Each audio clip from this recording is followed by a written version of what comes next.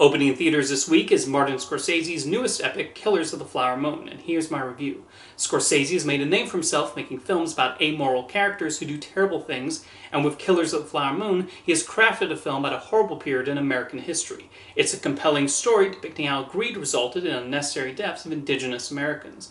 The film shows how these relationships evolve over the course of the story and how these two cultures came together. While the almost 3.5-hour runtime is a tad excessive, Scorsese keeps the film mostly engaging as events worsen. The movie spans many years, with Scorsese trusting the audience to follow along with how everything escalates.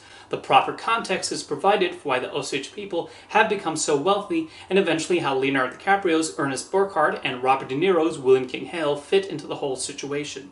The movie establishes a sense of community early on and the distrust between these different people. One of the most pivotal roles is that of Molly Kyle, who marries Ernest, and we see the problems that arise from this. Scorsese and his longtime editor, Thelma Schoonmaker, successfully pieced the parts of the story together, show how the events played out. There are several characters in Killers of the Flower Moon, but the filmmakers and actors are able to make each one stand out. The relationship between Ernest and Molly and how this affects the entire community is especially well handled. A lot of the film is devoted to giving a voice to the Osage people, but after a while they do eventually get sidelined. This may have been intentional on Scorsese's part, show how their story was rewritten by history, but it's nonetheless noticeable when the second half largely focuses on Burkhart and Hale. While decently paced, for the most part, one does feel its length at a certain point when the story takes a more conventional approach.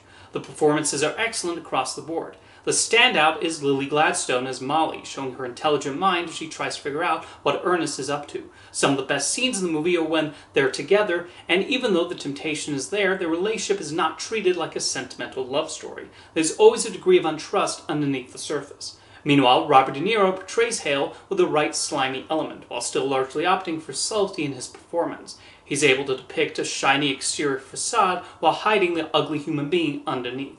Killers of the Flower Moon presents its historical story with a neat understanding of this event. Through most of it, Martin Scorsese keeps things engaging as we see how this community deals with wealth, power, and murder.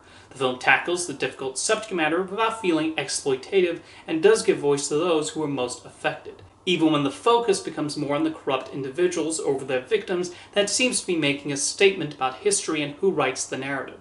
While one wonders where the movie needed to be as long as it is, Killers of the Flower Moon nonetheless shows Scorsese's skills as a filmmaker and ability to tell all kinds of stories.